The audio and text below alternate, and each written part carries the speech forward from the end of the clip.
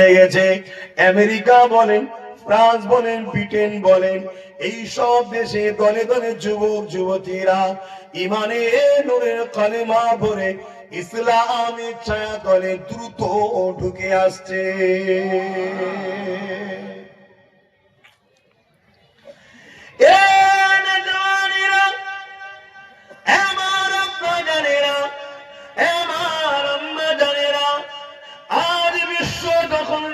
করে দেখতে লেগেছে এত বড় বড় আঘাত এদের উপরে দেওয়া হয়েছে, এত বড় বড় হত্যা লীলা এদের উপরে চালানো হয়েছে, এদেরকে বারবার এত ক্ষতি করা হয়েছে, পুরো বাগদাদকে পুড়িয়ে দিয়ে উজাড় করে দেওয়া হয়েছে, পুরো ইরাকের জমিনেতে এমন করে চেঙ্গিস খান মেরে মেরে শেষ করে দিয়েছে। এইভাবে বিশ্ব জুড়ে এদেরকে বারবার ক্ষতি করা হয়, বারবার মিটানোর চেষ্টা করা হয়, তথাপিও কোন পাওয়ারের জোরে এরা আবার উঠে দাঁড়িয়ে যায়। এদেরকে তো রাজ ক্ষমতা দেওয়া হয়নি, এদেরকে তো প্রশাসনিক ক্ষমতা দেওয়া হয়নি, এদেরকে তো বিভিন্ন দরবার দপ্তরে বসানো হয়নি। এরা বেকার গরিব খেটে খাওয়া মানুষ, এরা সমাজে মানুষ, এরপরও এরা বারবার বারবার কি করে উঠে দাঁড়ায়।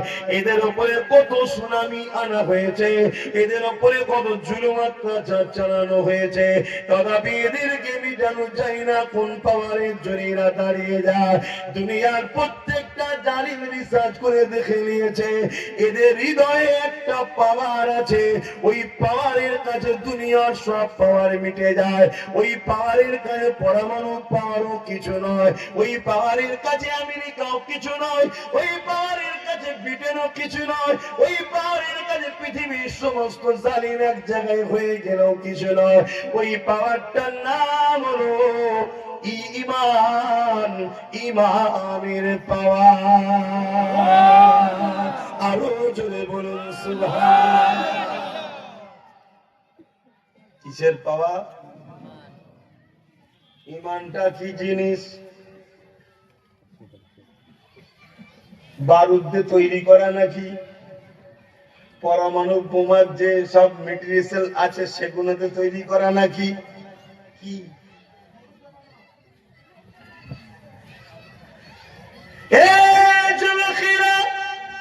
দুনিয়া যারা খোদা হওয়ার স্বপ্ন দেখছে, আজকে ফিরাউন, আজকে নমরুদ, আজকে সাদ্দাত, আজকে আবু জেহেল, আজকে উতবা, যারা নারীগুলোকে ভোগের পাত্রী বানাতে চায়, যারা গরিবগুলোকে কৃতদাস বানাতে চায়, যারা মানুষগুলোকে গোলাম বানিয়ে দিয়ে পোকামাকড়ের মতো হত্যা লীলা চালাতে চায়, তারা আজকে পৃথিবীর জমিনকে গোলাম যারা বানাতে চায়, তারা বড় বড় কোটি কোটি টাকা খরচ করে ইসলামের নামে বড় বড় বড় বড় স্কলার তৈরি করে তাদেরকে কিনে নিতে লেগেছে, বড় বড় ব্রেনিয়ান গুলোকে কিনে নিতে লেগেছে, বা তাদেরকে জোর করে বন্দি করে নিতে লেগেছে, এবং তাদেরকে ব্রেন গুলোকে কিনে নিয়ে তাদের দ্বারা তারা রিসার্চ করতে লেগেছে কি করে ইমানটাকে দুর্বল করা যায়, ইমানটাকে কি করে এদের থেকে কেড়ে নেওয়া যায়, ইমান কিসে পাওয়ার হয়,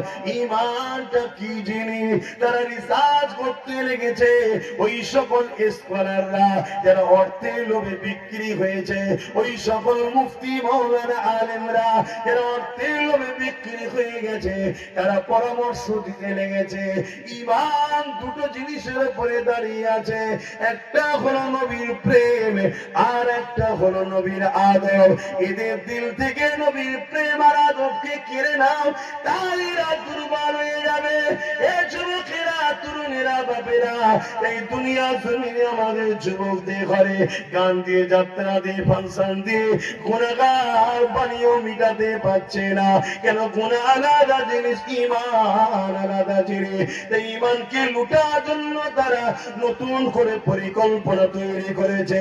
হুবহুব আলেমের নাই, হুবহুব মাওলানার নাই, হুবহুব মুফতির নাই, হুবহুব পীর সাহেবের নাই, বিভিন্ন জায়গাতে তারা ছেড়ে দিয়েছে। তারা ঘুরিয়ে ফিরিয়ে কলে কৌশলে তোমার আমার ঈমানকে নষ্ট করার চেষ্টা করছে, নবীর প্রেম করাতে চেয়েছে, নবীর আদব কমাতে চাইছে, যাতে করে তোমার আমার ঈমানটা নষ্ট হয়ে যায় বা দুর্বল হয়ে যায়। কেননা নষ্ট ঈমান যদি হয়ে যায়, দুর্বল যদি ঈমান হয়ে যায়, তাহলে তোমাকে আমাকে অন্য কাউকে মারতে হবে না, নিজেরাই লড়াই করে করে শেষ হয়ে যাব।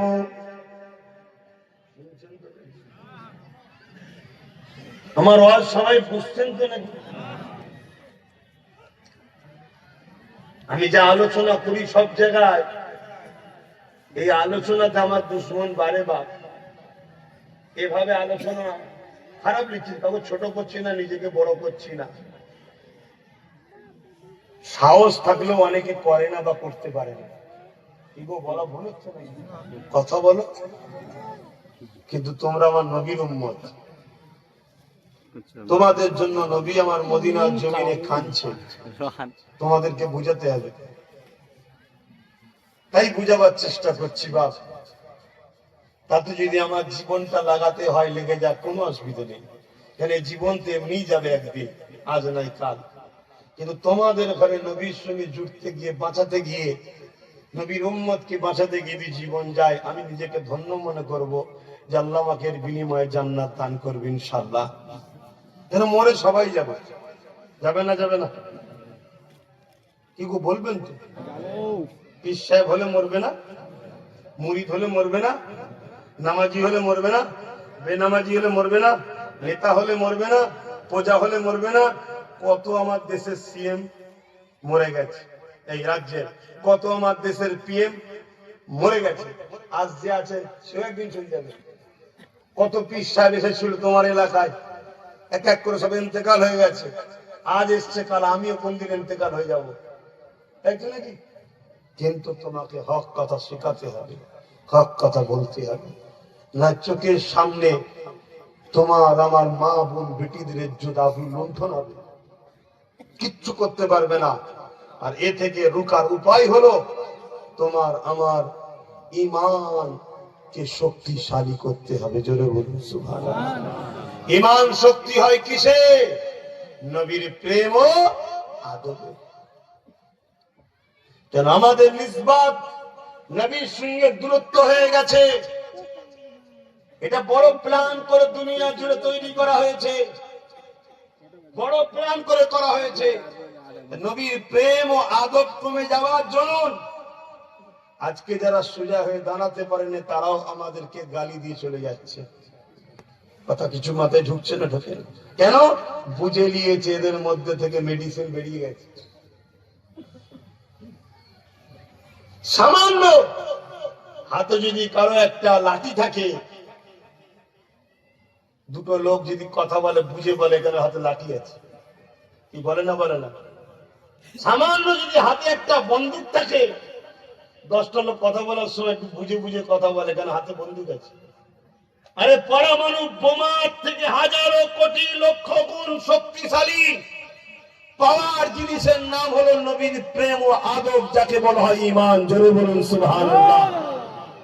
আপনারা জানেন না, বাগদাদের সুলতান, সুলতানে বাগদাদ, সমস্ত অলিকুলের সম্রাট, পীরানে পীর দস্তগীর, গৌসুল আজম, বড় পীর আব্দুল কাদের জিলানী আল বাগদাদি রাহমাহুল্লাহ রাদিয়াল্লাহু তাআলা হুজুরের বাগদাদে যখন আমেরিকা বোম্বিং করছিল, ফ্লাইট থেকে বোম ফেলছিল, একটা বোমও ফাটেনি।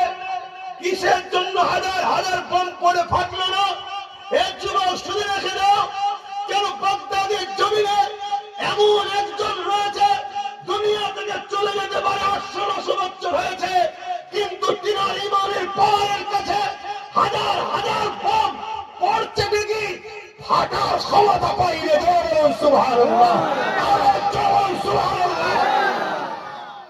আজকে আমরা এত মুসলমান, এত মসজিদ, এত নামাজ, এত রোজা, এত হজ, এত যাকাত, এরপরও আমার মসজিদকে লুটার ধান্দা, আমার মাদ্রাসা ঢোকার ধান্দা, আমার কবরস্থান লুটার ধান্দা, আমার কওমের বেটিদের উপরে জুলুম, আমার কওমের বেটি বোরখা পরে স্কুলে যাবে তাকে বারকত দেওয়া হবে, আমার কওমের ছেলে দাঁড়িয়ে রাখবে চাকরি দেবে না, আমার কওম কেন? আমরা সব প্রেমের দিক দিয়ে ভাটা পড়ে গেছে। আমি কি ওয়াজ করছি বুঝছেন তো নাকি আপনারা? আনায় বেকার বোকা হবে বাপ। তাহলে বলুন দুটো মানে কি মানে ওয়াকিয়া দুটো প্লেন বলে চলে যায়, কখনো খারাপ নাই, ভালো। দুটো প্লেন ওয়াকিয়া বলে দিই, এই হয়েছে এই হয়েছে, দুটো মহব্বতের কথা বলে চলে যায়। সুধরে যান। ইতিহাসের পাতা তারা খুলেছে, আপনারা কি কখনো খুলে দেখিয়েছেন? এ নওজোয়ান তরুণেরা, বাপেরা, মক্কা জমিনে যখন আমার নবী পাকের উপরে জুলুম বেড়েছিল, আমার আল্লাহ ইজাজত দিয়েছিলেন, হাবি আপনি ইয়াসরিব মদিনাতে চলে যান। অনেক লম্বা কথা, মদিনার জমিনে আমার নবী চলে গেলেন। মদিনার জমিনে গিয়ে নবী আমার দ্বীনের কথা মানুষকে শোনায়। এই খবরটা বুঝে উতবা সাইবার কাছে চলে গেল। তারা এমন করে মক্কা থেকে 1000-এর উপরে লোক নিয়ে, যোদ্ধা নিয়ে, সুসজ্জিত শস্ত্র তৈরি যোদ্ধা নিয়ে, ঘোড়া মূর্তির বল্লম নিয়ে, অস্ত্র নিয়ে মদিনার উপরে হামলা করার জন্য আগিয়ে আসতে লাগলো।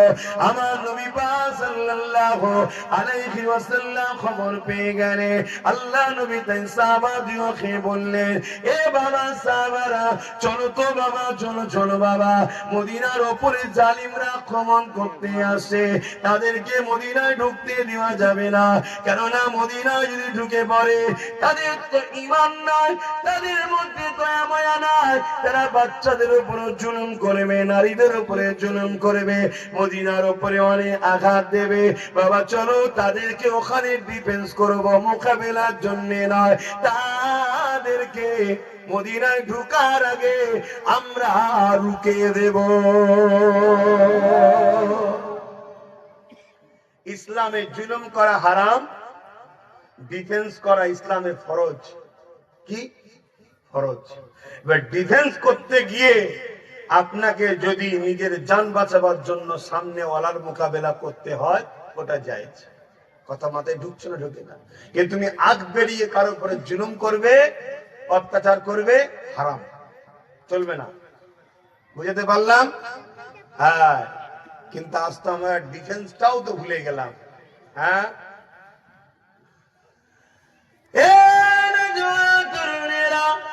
আল্লাহ নবীর কথা শোনার পর মাত্র 313 জন নবী পাকের পাশে দাঁড়িয়ে গেল। 313 জনের হাতে কোনো অস্ত্র নাই, 313 জনের হাতে খাজুরের ডাল রয়েছে, 313 জনের কোনো ঘোড়া উট নাই, তারা খালি পায়ে হাঁটতে লেগেছে। আরে বড় গরিব ছিল, কিন্তু এইদিকে যাদেরকে ডিফেন্স করতে যাচ্ছে, যাদেরকে মদিনার উপরে হামলা করা থেকে রুখতে যাচ্ছে, তাদের সংখ্যা ছিল 1000-এর উপরে, তাদের সাথে অস্ত্র ছিল, তীর ছিল, বল্লম ছিল, তারা সুসজ্জিত লোহার ড্রেস পরে যুদ্ধ আসতে লেগেছে, উটের পিঠে, ঘোড়ার পিঠে চেপে।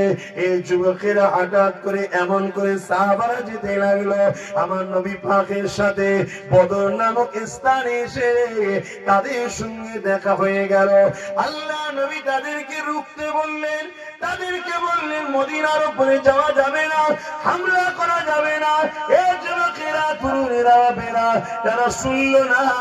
আমার নবী সাহাবাদের উপরে তীর ছুটতে লাগলো, তরবারের আঘাত দিবার জন্য আগিয়ে আসতে লাগলো। অনেক বড় কথা মূল জায়গাটা বলতে লেগেছে। নবী আমার দোয়া করতে লেগেছেন, আল্লাহ সবেই 313 জন রয়েছে, এই বিশাল কাফেলার মোকাবেলা এই 313 জন, তার মানে এক একজনের উপরে 3 জন 4 জন করে পড়বে। আল্লাহ আপনার সাহায্য ছাড়া হবে না। এই যুবকেরা, তরুণেরা, বেরা, লড়াই বিশাল লেগে গেল। এই যুবকেরা, তরুণেরা, জান বাঁচানো ফরজ। এই লড়াই হতে হতে হতে হতে দেখা যায় 313 জনের হাতে এমন করে 1000-এর উপরে সুসজ্জিত যোদ্ধা যারা ছিল, তারা পরাজিত শুধু হয়নি, পালাবার রাস্তাও খুঁজে পাইনি। আরো জোরে বলুন সুবহান। অস্ত্রের জোরে জিতেছে, লোক সংখ্যা বেশি ছিল, এটা সরাসরি দেন, গায়ে বডি বিল্ডার ছিল নাকি, কিসের জোরে জিতেছে? ইমান, ইমান, ইমান। কেন নবী বলেছেন হকের পক্ষে দাঁড়ালে মৃত্যুর আগে আল্লাহর জান্নাতটা দেখতে পেয়ে যাবে। তারা আল্লাহর উপরে ভরসা করে জানের মায়া করে নে, পরিবার বাচ্চার মায়া করে নে, এই যুবকেরা হকের পক্ষে দাঁড়াতে হবে, এটাই ছিল তাদের নেশা। হকের পক্ষে থাকলে কামিয়াবি হওয়া যাবে, এই জন্য আল্লাহ তাদের এই ঈমান ভালোবাসার জোরে তাদেরকে কামিয়াবি বিজয় আল্লাহ দিয়েছে।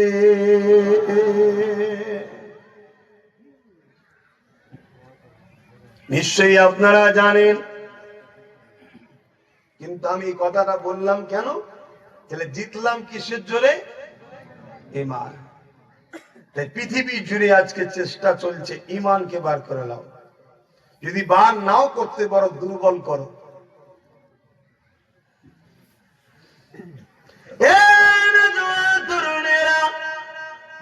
তাই একটাই মেসেজ দিয়ে যাচ্ছি, আল্লাহ নবীকে মুহাব্বত করেন, আল্লাহ নবীকে প্রিয়ার করেন, নবী পাকের সঙ্গে আদব ও ভালোবাসার সম্পর্ক জোরে, দেখবেন কোথা থেকে আল্লাহ আপনাকে সাহায্য করবে আপনি নিজেও ভাবতে পারবেন না।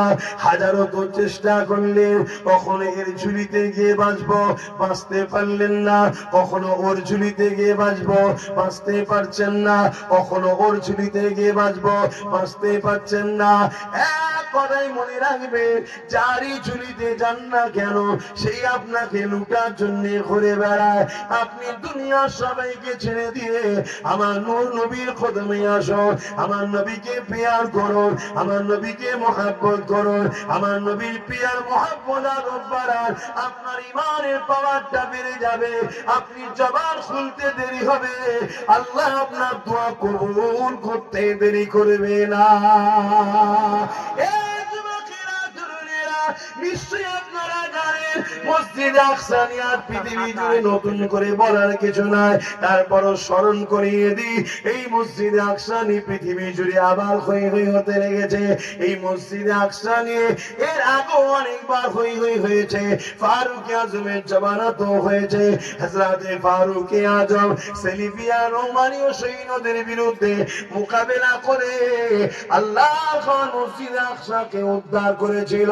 এই যুবকেরা, তরুণীরা, বাপেরা, হাজরাতে এমন করে দেখা যায় দীর্ঘদিনের পরে আবার এই মসজিদে আকসা মুনাফিক মুসলমানদের কারণে আবার চলে যায় সেলিফিয়া সৈন্যদের হাতে।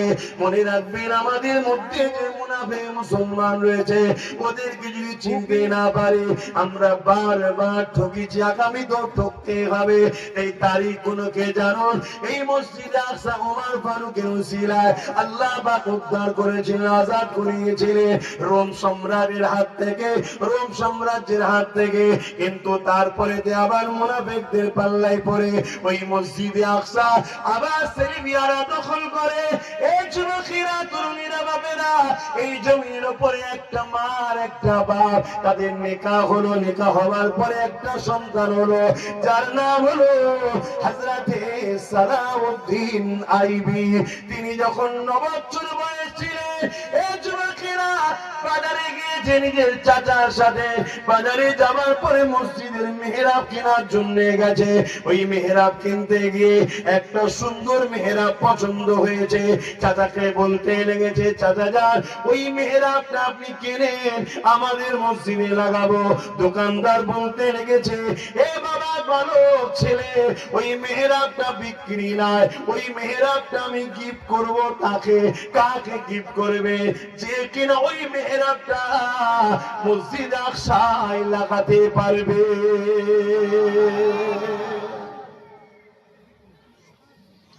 অসুবিধা হচ্ছে? বয়স তখন কত? 9 বছর। মেহরাব পছন্দ হয়েছে, আমাদের মসজিদে লাগাবো।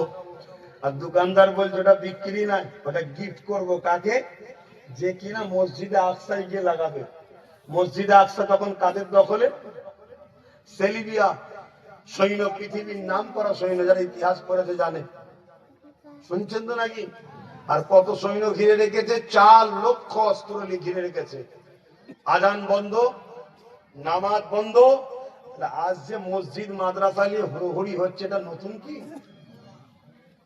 এটা নতুন নয়, কিন্তু উদ্ধার করতে গেলে যাদের প্রয়োজন, আমাদের ঘরের মায়েরা সেই সন্তান জন্ম দিতে পারছে? বলছে না তো, পারে না। কি করে পারবে? ফ্রিতে আপনি ভিক্ষা খাচ্ছেন, সালাউদ্দিন আইবি হয়? আর কথা মাথায় ঢুকছে না? ঢোকে? এটা প্ল্যান, 100 বছর ধরে প্ল্যান হচ্ছে। আজকে যে দিনগুলো ঘটছে, 100 বছর ধরে প্ল্যান চলছে। আমি তো কখনো কখনো ভাবি না, আর এদেরকে বলে লাভ নেই, জাগিয়ে লাভ নেই। যা বলার তো বলে দিচ্ছি 3-4 বছর আগে ধরে বলেছি না, বলিনি? কিন্তু আবার কোন জায়গায় যেন ঈমান বলছে তুমি তোমার ডিউটি পালন করো। তাই ডিউটি পালন করছি। নবচ্ছরের বাচ্চার সামনে যখন বলা হচ্ছে এটা মসজিদে আকসায় যে লাগাবে, আমি তাকে গিফট করব। মসজিদে আকসা 4 লক্ষ অস্ত্রধারী সেলিবিয়া সৈন্যরা ঘিরে রেখেছে। নবচ্ছরের বালক জবাব দিচ্ছে দোকানদারকে, ইনশাআল্লাহ আপনি রেখে দিন, খুব শিগগিরই মসজিদে আকসাতে এটা আমি গিয়ে লাগাবো। বলতে পারলেন না? জোরে বলুন না সুবহানাল্লাহ, জোরে বলুন না নারে দিবে। আর আমাদের 25 বছরের যুবক হারামখোর, গেলাখোর, বেঈমান, কাফের নেতাদের পিছনে ঘুরে ঘুরে বেড়াচ্ছে। এ যা ধ্বংস হবে তো কারা হবে? আমাদের 30 বছরের যুবক ফ্যাশনে গিয়ে চরিত্রহীন নারীর নাচ দেখে বেড়াচ্ছে। আমাদের 35 বছরের যুবক ঘরে বিবি থাকার পরও সে এখন অন্য জায়গায় যে হই হই করে বেড়াচ্ছে। তাহলে আমার খোদার ঘর বেউজ্জতি হবে, আমার মাদ্রাসা বেউজ্জতি হবে, এটা তো স্বাভাবিক। কষ্ট হলো, কষ্ট হলো, হ্যাঁ কি না? 350 কিলোমিটার দূরে এসে কথা বলছি, কেউ যে আমার পক্ষে আছে কোনো গ্যারান্টি নেই। তারপরে তো সাহস নেই কেন কথা বলছি বুঝতে পারছেন না? ঈমান আছে, ঈমান আছে, ঈমান আছে। এই রাত্রি আবার যাব, কথা মাথায় ঢুকছে না? ঢোকে না? ঈমান আছে, তাই বিশ্বাস আমার আমার আল্লাহর উপরে। তাকদীরকে কখনো চেঞ্জ করতে পারা যায় না। খোদা তাকদীরে যেটা রেখেছে সেটা ঘটবে। কিন্তু যতদিনের জিন্দেগি খোদা দিয়েছে, চেষ্টা করছি খোদা তোমার গোলামি করা, তোমার দাসত্ব করার, তোমার হাবিবের গোলামি করার, হক কথা বলার, সমাজকে বুঝাবার চেষ্টা করছি। যুব সমাজ, তোমার এই বেঈমান, সুদখোর, মুনাফিক, ছদ্মবেশী সেকুলার মার্কা, বাইরে মুসলমান ভেতরে কাফের, এই সবার নেতাদের পিছনে ঘোরা তোমার দিন নয়। এখন তোমার উচিত নিজের পায়ে দাঁড়াও, নিজের পরে নতুন প্রজন্ম মুসলিম যারা বাচ্চা তোমাদের, তাদেরকে মসজিদ, মাদ্রাসা, দিন তাদের হাতে তুলে দাও, যেভাবে তোমার বাপেরা তোমাদের হাতে দিয়েছে। কিন্তু আমাদের ছেলে তো সব ধান্দাই নেই, শয়তান নেতার গদি বাঁচাবার জন্য ব্যস্ত, চোরের সাম্রাজ্য টিকাবার জন্য ব্যস্ত। ওর গাড়ি বাড়ি কি করে হবে আমি মাথা ফাটাচ্ছি, আর ওরা সব করে বসে কলমের খোঁচায় আমাদেরকে শেষ করছে। কথা কি ভুল হচ্ছে? ওরাই আমার আল্লাহর নামকে ব্যানারে ঝুলাবে, ওরাই আমার নবীর নামকে ব্যানারে ঝুলাবে, ওরাই আমার নবীর কার্টুন তৈরি করবে, ওরাই আমার ইসলামের বিরুদ্ধে ছোট বড় কথা বলবে।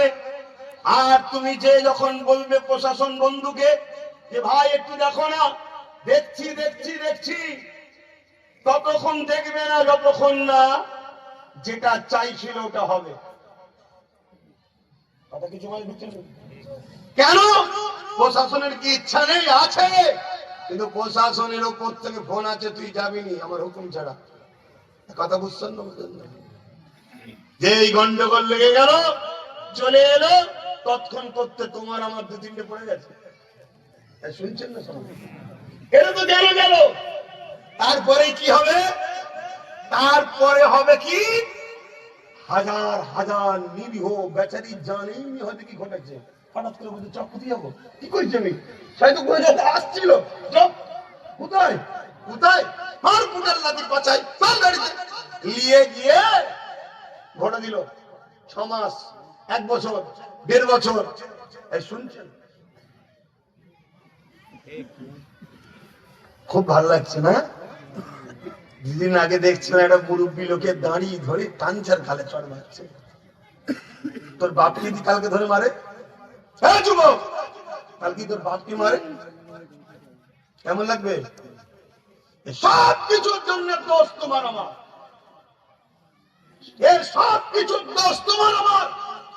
আমি কোন হুকুমত, কোন সরকার, কোন গভর্নমেন্ট, কোন পুলিশ, কাউকে দোষ দেবো না, সব দোষ তোমার আমার।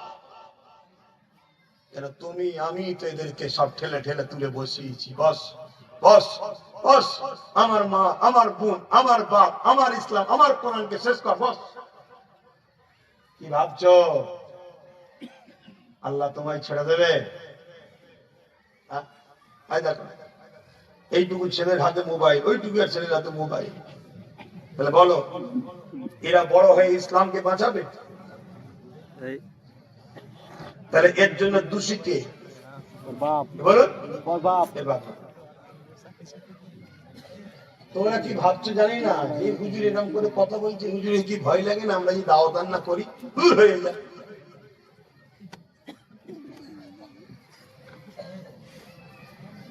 500-র উপরে জলসা এই সরকারের প্রচেষ্টায় আমার বন্ধ করে দিচ্ছে। কত বলুন বলুন? 500-র উপরে। কিন্তু আপনাকে আরেকটা কথা না শোনালে তো আল্লাহ নারাজ হবে। 5000 জায়গার রাস্তা আল্লাহ খুলে দিয়েছে। কি বুঝলেন? জালিম যদি একটা রাস্তা বন্ধ করে, আল্লাহ 1000টা খুলতে পারে। জোরে বলুন সুবহানাল্লাহ। আমি কি তোমার ভরসায় কথা বলছি নাকি? যারা আমার মসজিদের নয়, যারা আমার মাদ্রাসার নয়, যারা আমার কোরআনের নয়, যারা আমার রাসূলের দ্বীনের জন্য নয়, তাদের ভরসায় আমি কথা বলছি মনে হচ্ছে? কিন্তু তোমাদেরকে বাঁচাবার চেষ্টায় বুঝাচ্ছি যে এখনো সময় আছে, রাসূলকে ভালোবাসো, নবীকে প্রিয়ার করো, না আল্লাহ তোমাদেরকে শেষ করে দেবে। তুমি যদি মনে করো আমরা শেষ হলে মসজিদ শেষ, এটা ভুল ধারণা, এটা ভুল ধারণা, এটা ভুল ধারণা। শুনে রাখো, সর্বপ্রথম যে বাবরিতে আঘাত দিয়েছিল, আল্লাহ তাকে ইসলামের কলিমা পড়িয়ে তার দ্বারা 100 মসজিদ আল্লাহ করিয়ে নিয়েছে। সুবহানাল্লাহ। তুমি যদি মনে করো আমি শেষ মানে ইসলাম শেষ, না, ভুল ধারণা। আবু জেহেল নবীর সবথেকে বড় দুশমন ছিল। আবু জেহেলের ছেলে ইকরামাকে আল্লাহ ঈমানের কলেমা পড়িয়ে নবীর গোলাম বানিয়েছিল। জোরে বলুন সুবহানাল্লাহ। তুমি যদি মনে করো আমি শেষ, তো সব শেষ, ভুল ধারণা। যে বুশ বলেছিল আমেরিকায় মুসলমান ঢুকতে দেবো না, সেই আমেরিকাতেই বুশের কন্যাকে মুসলমান আল্লাহ বানিয়েছে। জোরে বলুন সুবহানাল্লাহ। যে চেঙ্গিস খান বলেছিল ইসলাম মুছে দেবো, তার পুতা ছেলেকে ঈমানের কলেমা পড়িয়ে আল্লাহ সম্রাটের আসনে বসিয়ে তার দ্বারা পুরো বাগদাদকে, ইরাককে আবার সাজিয়ে দিয়েছে। জোরে বলুন সুবহানাল্লাহ। তুমি আমি যদি এই নিয়ামতের কদর না করতে পারি, মসজিদ, মাদ্রাসা, কোরআন, রাসূল, দ্বীন ইসলামের, আল্লাহ তোমার আমার থেকে কেড়ে নিয়ে তোমাকে আমাকে শেষ করে অন্য ধর্মের ঘরের ছেলেদেরকে মুসলমান করিয়ে তাদের হাত দায়িত্ব দেবে। তোরা দেখ, কিছু বুঝছো? তাহলে বলো পরিবর্তন হবে না হবে না? হও, পরিবর্তন হও, পরিবর্তন হও। রাসূল ছাড়া কেউ আমাদের নয়। আমাদের সব সময় মাথায় রাখতে হবে নবী, নবী।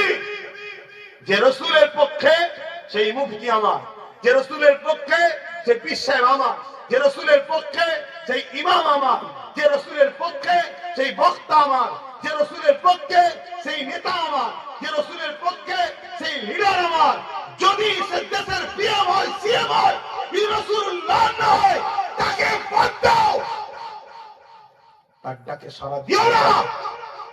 তোমায় যদি কেউ ভালোবাসে রাসূলুল্লাহর জন্য ভালোবাসবে, তোমাকে কেউ যদি দুশ্মনী করে রাসূলুল্লাহর জন্য করবে, তুমি রাসূলের হয়ে যাও। কথা মাথায় ঢুকছে না? ঢোকে নে? অসুবিধা হচ্ছে নাকি পিছনে ভাইদের? একটু হাতটা তুলে বলবেন অসুবিধা হচ্ছে? হাই হাই হাই, আহা, কোথায় আমরা শেষ হয়ে গেছি।